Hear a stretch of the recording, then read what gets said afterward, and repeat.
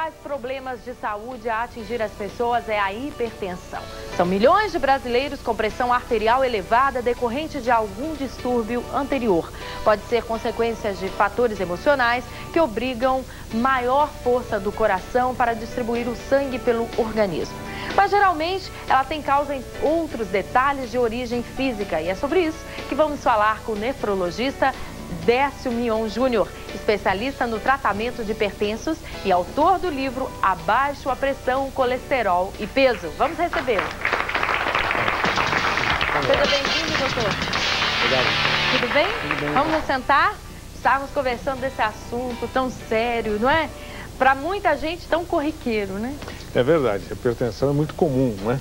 Por que, doutor? Na realidade, ela tem um componente genético, não é? É mesmo? E, além disso, existe uma interação entre os fatores do ambiente, o sal, o estresse, o exercício e o componente genético. Então, nós sabemos que 20% da população tem pressão alta.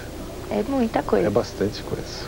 E tem uma faixa etária determinante ou não? Eu costumo dizer que a pressão alta é muito democrática, porque ela comete jovens e velhos, magros e gordos, nervosos e calmos, brancos e pretos, ricos e pobres e assim por diante. Mas é lógico que ela é mais frequente nos idosos, ela é mais frequente nos negros, ela é mais frequente nos obesos, nos diabéticos e assim por diante. Ah, existe uma frequência maior em determinado grupo. Você me falou de obesos? Nos obesos, nos negros, nos diabéticos, ela é mais frequente. Por que nos negros?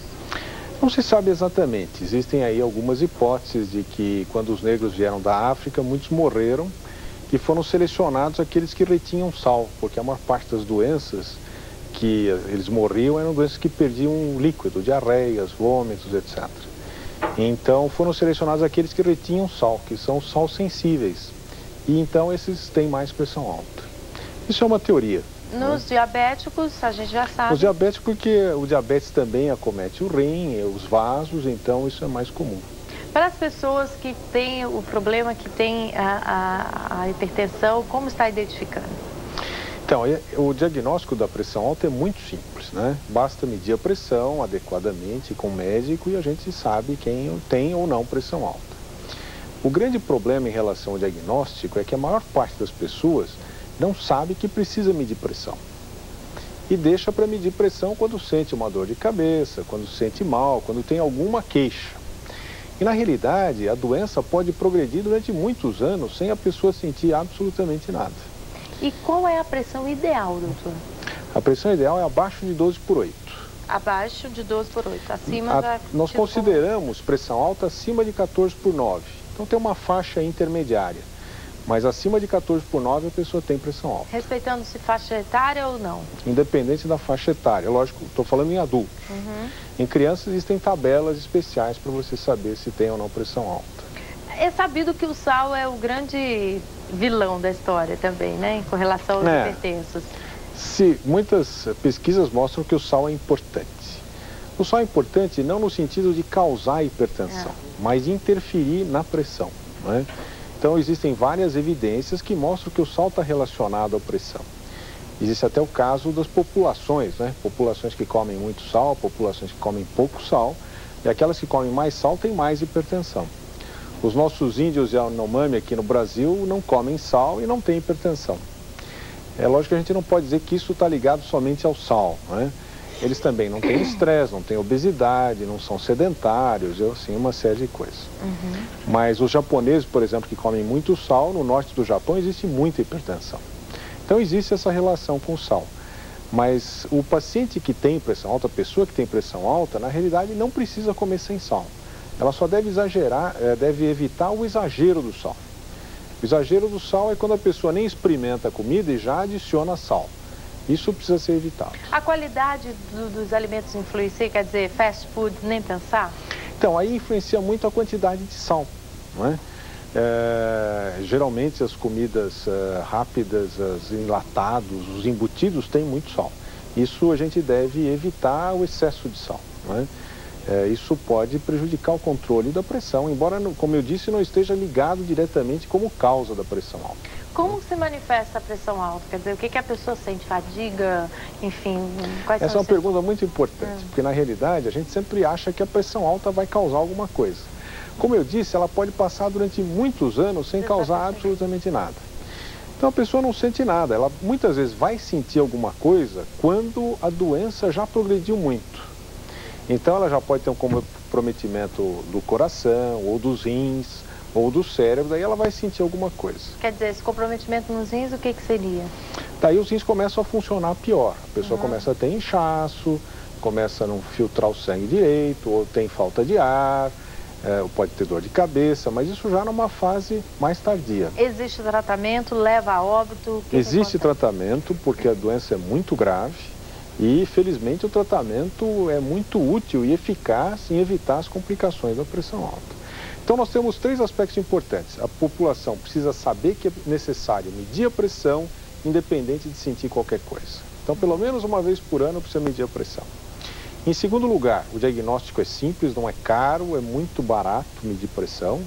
E terceiro, que os pacientes que têm pressão alta precisam seguir as orientações dos médicos em relação tanto ao tratamento com remédios e ao tratamento sem remédios. Tem muita gente que faz uso do remédio contínuo. É essa a indicação para os hipertensos? Essa é a indicação. Algumas vezes você consegue controlar a pressão só com perda de peso, exercícios, mas na maior parte das vezes você precisa de remédio também. Quer dizer que magrinho não tem pressão alta?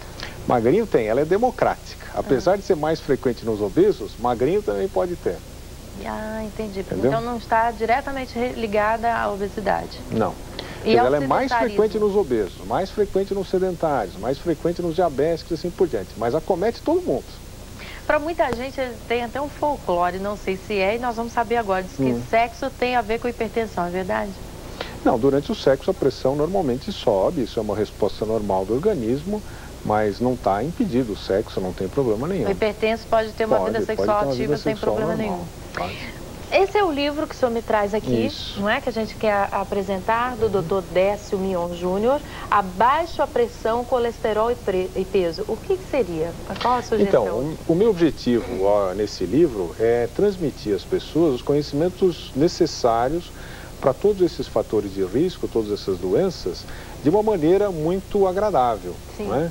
Uma linguagem simples, doutor? Uma linguagem simples. Muito técnica? Não, absolutamente simples e com muitas historinhas e brincadeiras para que a coisa fique leve e a pessoa tenha condições de ler isso em poucas horas. Como aqui, por exemplo, remédio não é canapé de coquetel.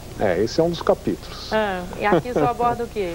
Então, aí eu abordo o aspecto de que muitas vezes os pacientes acabam deixando os remédios escondidos atrás da prateleira, né? Não tomam nunca, não querem nem assumir que tem a doença. Então é importante enfrentar tudo isso, não é? Precisa medir pressão, precisa tomar remédio, precisa levar uma vida saudável, nada mais do que isso. Aqui, ó, nunca confunda medir a pressão com calibrar o pneu. É verdade.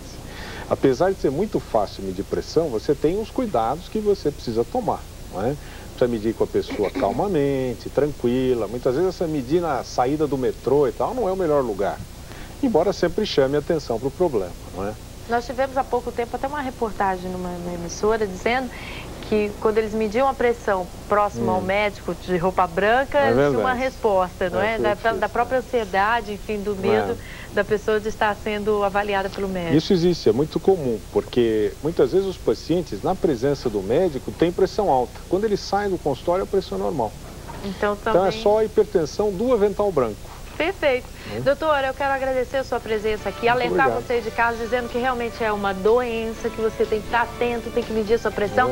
Pode parecer muito simples, mas é necessário, inclusive, o médico dispor do seu tempo, escrever um livro para estar te esclarecendo, evitando doenças até maiores, né, doutor? Com certeza. Muito obrigada ao doutor Décio Mion Júnior, nefrologista, que esteve conversando conosco. Continue aqui com a gente. Muito obrigado.